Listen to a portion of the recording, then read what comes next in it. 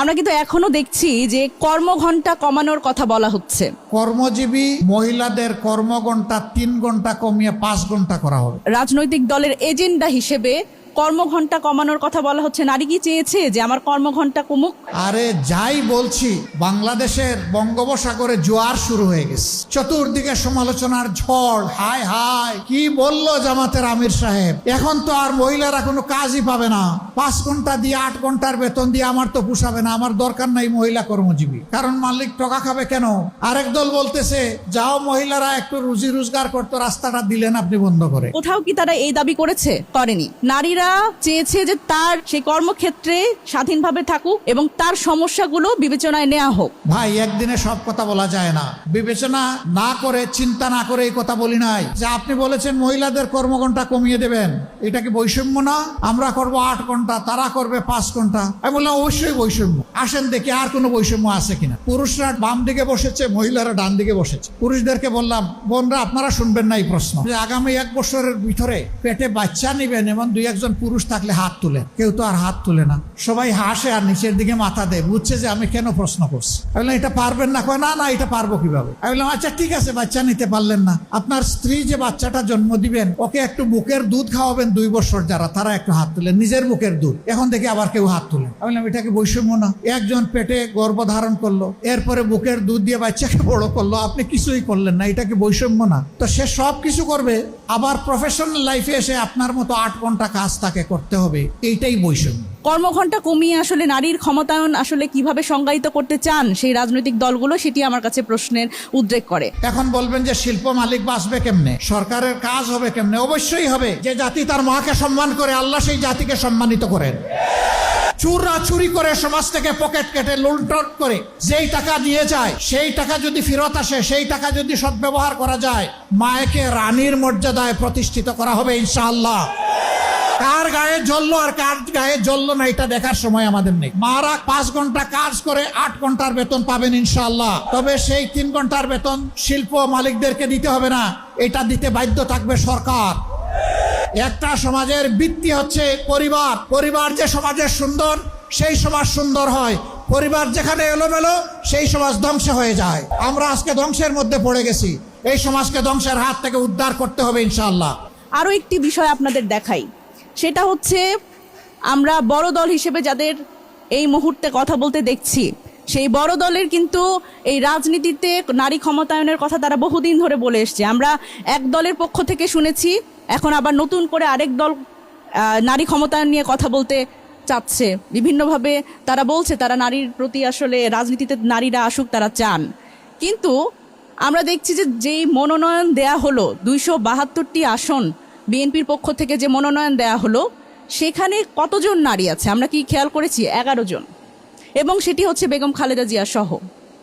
সুতরাং সেই জায়গা থেকে নারীদের আসলে এই রাজনীতি বলেন বা যে কোনো আসলে একটু চ্যালেঞ্জিং পেশায় তাদের আসার ক্ষেত্রে দেখেন নানান ধরনের প্রতিবন্ধকতা আছে। নারীদের পারিবারিকভাবে প্রতিবন্ধকতার সম্মুখীন হতে হয়, সামাজিকভাবে প্রতিবন্ধকতার সম্মুখীন হতে হয়। কিন্তু সেই জায়গা থেকে আমরা যখন আসলে যেই সময়ে দাঁড়িয়ে কথা বলছি, যেই আত্মমর্যাদার একটা লড়াই, গণ অভ্যুত্থান কখন হয়? যখন আসলে মানুষের আত্মমর্যাদার লড়াই চলে আসে, যখন মর্যাদাতে আঘাত লাগে।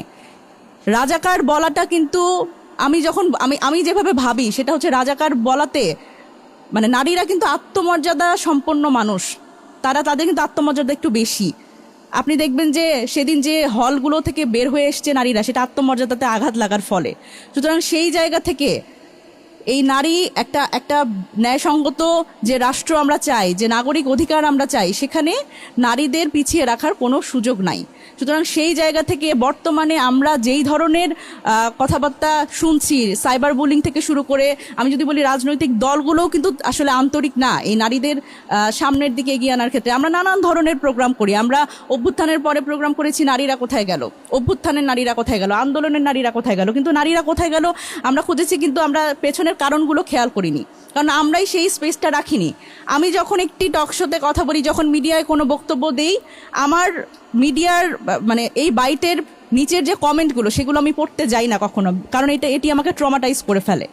এবং সেই জায়গা থেকে সেই রাজনৈতিক দলগুলো, যে রাজনৈতিক দলগুলোর নেতারা বা কর্মীরা এই ধরনের বক্তব্য দেয়, এই ধরনের মন্তব্য করে, সেইখানে কি আসলে তাদের দল থেকে কি এই ধরনের কোনো প্রশিক্ষণ আসলে বা কাউন্সিলের কোনো সুযোগ আছে কিনা যে আসলে কিভাবে নারীকে সম্মান করতে হয়? এটি তো আসলে পারিবারিক, সামাজিক এবং সব ধরনের জায়গা থেকেই আসা উচিত।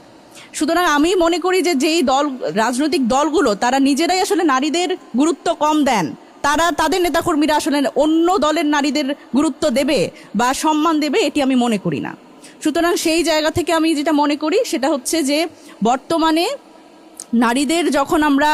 নারীদের ব্যাপারে যখন কথা বলবো, নারী অধিকার নিয়ে কথা বলবো, নারীদের যখন সামনে আনার ক্ষেত্রে কথা বলবো, আমি মনে করি দলমত নির্বিশেষে সকল যে কোনো রাজনৈতিক দল হতে পারে, সামাজিক সংগঠন হতে পারে, তাদের এক ধরনের ঐক্যবদ্ধতা দরকার আমাদের নারীদের মধ্যে, এবং যাতে আমরা সমস্যারে কথা বলতে পারি।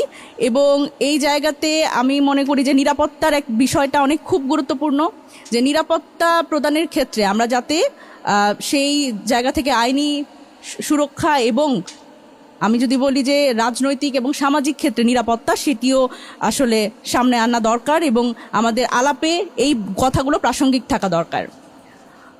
সুতরাং এই জায়গা থেকে যদি বলি যে বেগম রোকেয়া আজকে প্রাসঙ্গিক এবং ভবিষ্যতেও প্রাসঙ্গিক থাকবে যতদিন আসলে আমাদের এই লড়াইটি চলবে, আমাদের লড়াইটিটা শেষ হয়নি। এবং আমি যদি বলি যে এই সম্মানটা, নারীকে কিভাবে সম্মান দিতে হয়, নারীদের আসলে কিভাবে সামনে এগিয়ে আনতে হয়, সেক্ষেত্রে অবশ্যই আমাদের যারা পুরুষ সহযোদ্ধারা আছে তাদের একটা বড় অবদান আছে। এই অবদান আমি যদি বলি যে কখনো আমরা যখন আন্দোলন সংগ্রাম করেছি বা রাজনীতিতে, কখনো আমি নিজেকে মনে করিনি যে আমি এখানে নারী বা আরেকজন পুরুষ। সুতরাং আমরা যে সহনাগরিক, এই সহনাগরিকের যে আইডিয়াটা, সেটি আসলে সামনে আনা দরকার এবং সবাই নিজেদের অধিকার নিয়ে ন্যায়সঙ্গত যে রাষ্ট্রের কথা আমরা বলছি, সেই রাষ্ট্রে তারা নিজের সম্মানে, নিজের মর্যাদায় অধিষ্ঠিত হোক, এটি আমার প্রত্যাশা।